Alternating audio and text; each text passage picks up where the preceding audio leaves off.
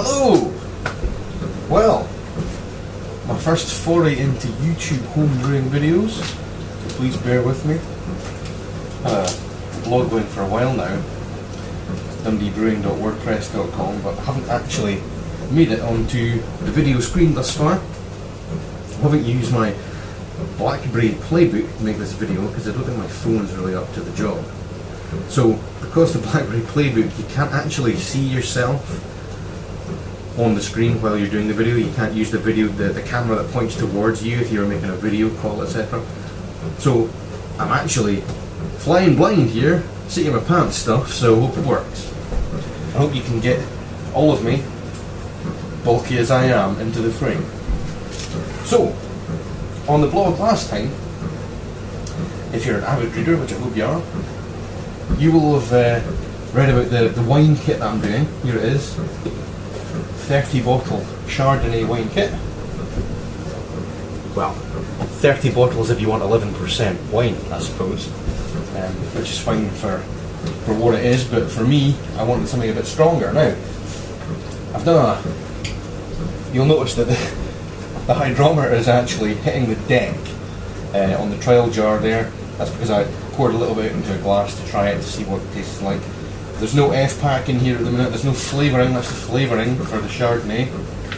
And here's all the various other finings, bits and bobs. None of that's gone in yet. All I've done thus far is I have put in the stabiliser. So the wine's been fermenting for, well, about a week now. I think I did it last Thursday, so maybe a little bit more than a week, but I think it fermented out in about a week.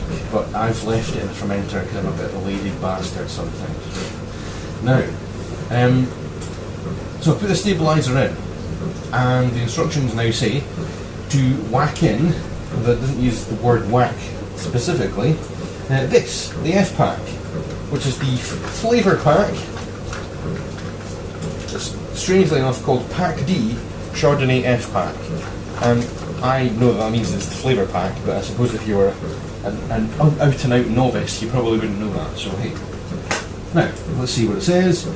Pour the contents of the F-pack into the wine, stir for 10 seconds. Don't worry if you see any sediments or bits, as this is going to be removed by the finings.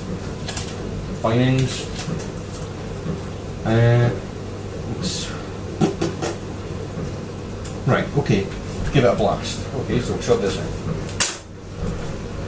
Oh, stupid me. You want to see this before I put the flavouring in? Let's have a look. Just giving it a good vigorous stir. Now that is Chardonnay. There you are. Doesn't look much like Chardonnay just now. Hopefully I'll get this camera back in the right position. There we go. Yeah, so that's Chardonnay, or dishwater, alcoholic dishwater. That's what it looks like just now. So in this goes. Get as much of that in there as we can. Okay. Sterilised spoon that I was churning this bad boy with earlier. Be a little gentler with it just now. Oh. Well, I remember, and I was going to do a YouTube, a video response to Craig, far away of Craig Tube, because he was kind enough to review the bottle of beer that I sent him. Craig, if you're watching this, it's called a McEwan's Lager, my name being Ewan. McEwan's, and I was quite amused, I'm sorry to say, of your attempts at Scottish accents. Not bad, not bad. It reminded me of have you ever watched Stargate Atlantis? There's a character on that called Dr. Carson Beckett, and he's supposed to be Scottish. I'm a doctor, not a bloody fighter pilot, he says on a number of occasions. And so I looked him up to see if he actually was Scottish. Turns out he's Canadian. Strange that. Anyway. Certainly appreciate you pimping my blog, thank you very much. I'm glad you enjoyed the beer, it's one of my favourites. In fact, there's another beer that I think you would really, really enjoy. I might be sending you one in the post at some stage. It's called a hardcore IPA, and it's done by a company called Brew, who are outside of Aberdeen in Scotland. And they do beers that they describe as punk-inspired beers.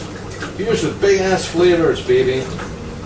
But yeah, that's a really good one. In fact, you'll see on my blog, one of the first or second post that I did on the blog, the hardcore IPA features on there because I actually went to a beer festival and I tasted it there at the beer festival. Excellent stuff. 9.2%. Just mental hops, bittering and flavouring in it. It's like they took two 330ml bottles of IPA and kind of went like that and just merged it into one bottle. The flavours are amazing. Okay, so let's have a quick butchers and see what's next. Put in the flavouring. Okay, pour in the contents of the Pack E Finings 1. Finings 1! Pack E! Das ist Pack G. Okay, here's Pack E. Finings 1. Christ knows what it is. Doesn't tell us what it is. Doesn't describe it on the back of the packet. I could be putting literally anything. What the hell is that? Into my beer. Beer? Jesus, I've got beer on the brain. It's wine. Wine units for the wife. Come on. Right. Anyway. Here we go. Shove in the Pack E 15-gram sachet of Christ knows what. There we are.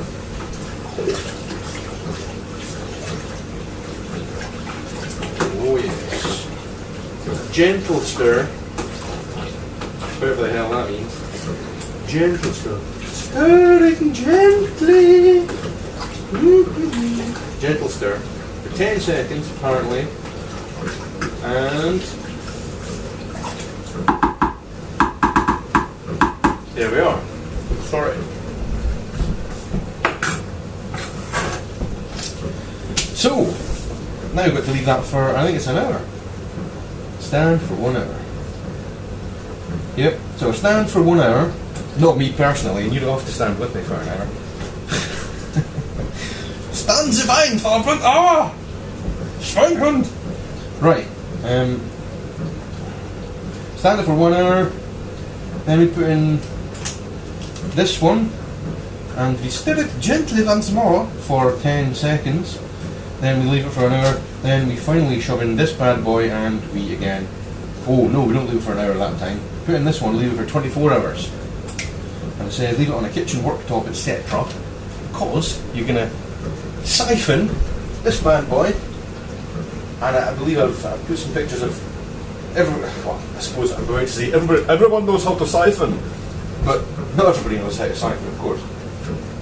You take your siphon and you shove it in there. You put the part that's rigid down as far as it'll go without entering into the yeast or the trug part at the bottom. And then basically you get the liquid going through the tubing into your secondary fermentation vessel, or if you need. In my case, it's exactly the same as this, different make, but it's got a tap on the front, so it makes it easier for bottling, whatever it happens to be. In this case, Chardonnay. So, well, you know, it's traditional when making home brewing related videos to be imbibing of a home brew whilst in the video.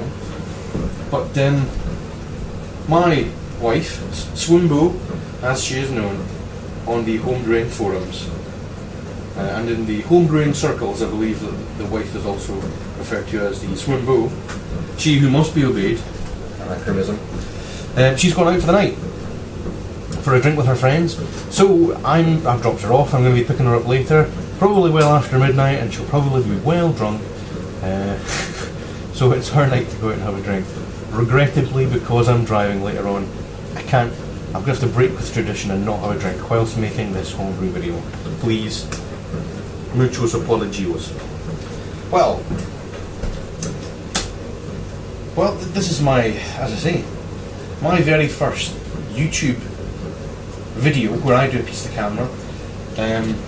When Craig was reviewing the beer, he was good enough to obviously say about the blog, but he also mentioned my YouTube channel, and I've kind of felt a bit bad about that because there isn't any homebrewing stuff on there. I don't have any homebrewing videos at all. I suppose I thought to myself I would get there eventually, but I would start out with a blog as it is on WordPress. But I think it's probably about time. It's time to get moving. I want to be part of the community, the homebrew community on YouTube, as well as the larger community, not only in Dundee where I live, and I think one needs to be built, frankly, with a lot of the governments, the UK governments that is, ideas, and also the Scottish government, their ideas about minimum pricing and curbs on alcohol and stopping supermarkets from doing promotions of various types. In a worthy cause, I have to say, but it does annoy moderate drinkers who aren't out smashing up people's faces and people's property after they've had a drink, such as myself. You know, I'll quite happily have a drink and then just sit and smile on the sofa for the rest of the night. I don't need to smash up bus shelters or anybody else. So, my thanks again to Craig for pimping the blog. My thanks to everybody who's watching this video. I hope I've managed to do the video okay and that my head hasn't cut off too many times. I'll probably watch this back and think, Jesus Christ. Beep that bit. Anyway, you'll see some more homebrewing videos from me in the future. I am going to be doing a lager. Hold on a sec.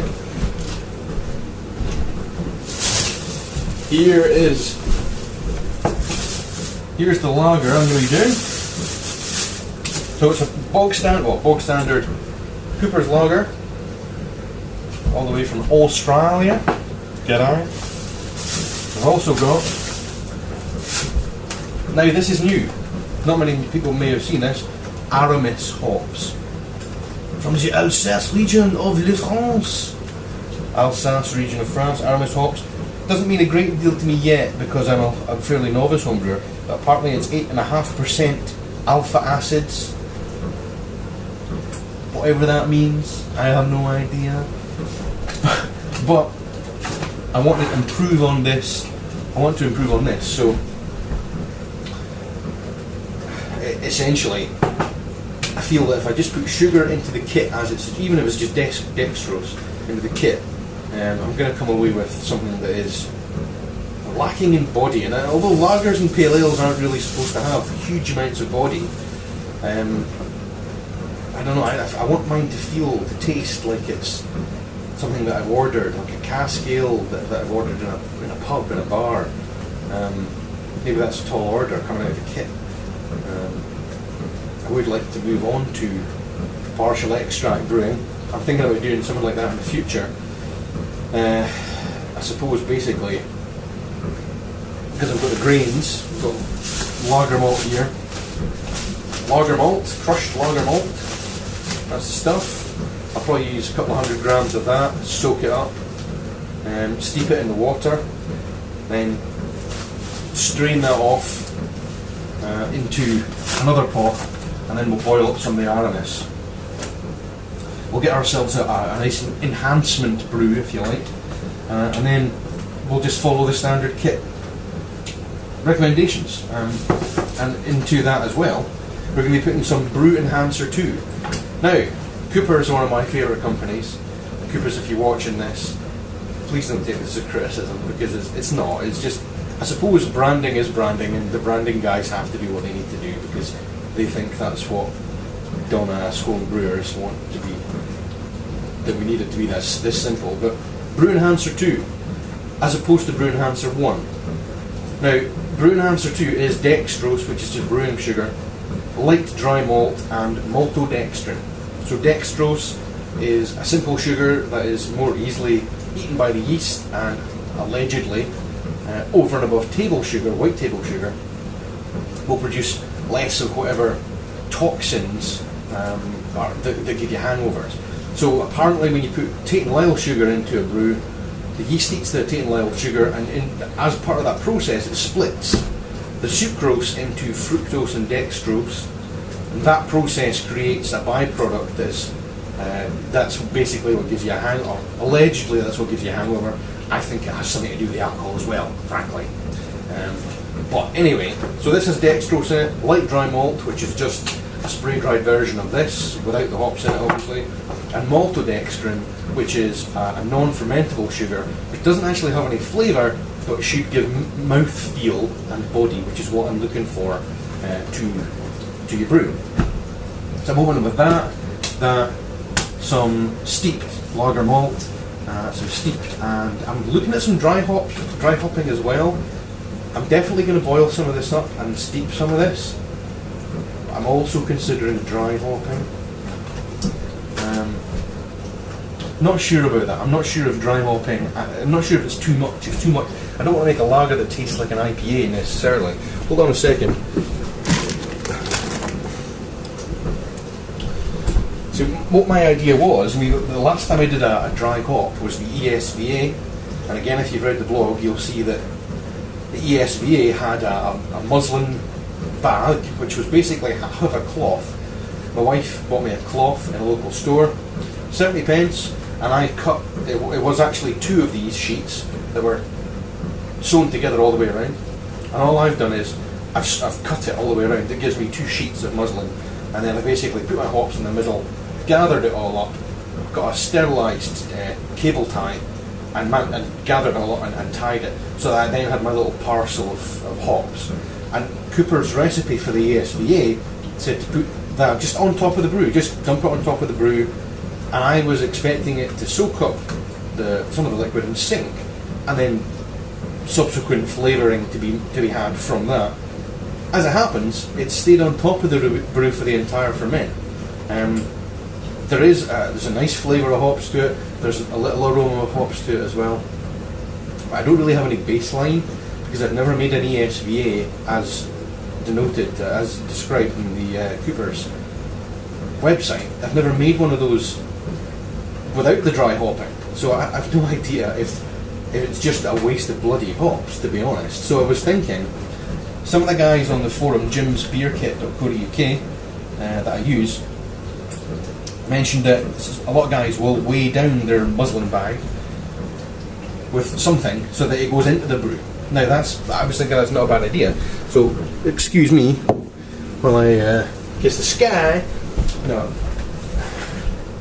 I've got a mortar and pestle. I'm not sure about this, so maybe you guys could give me some feedback about what you think. Can I use? I mean, obviously sterilised. It would need to be sterilised, but if I could use this.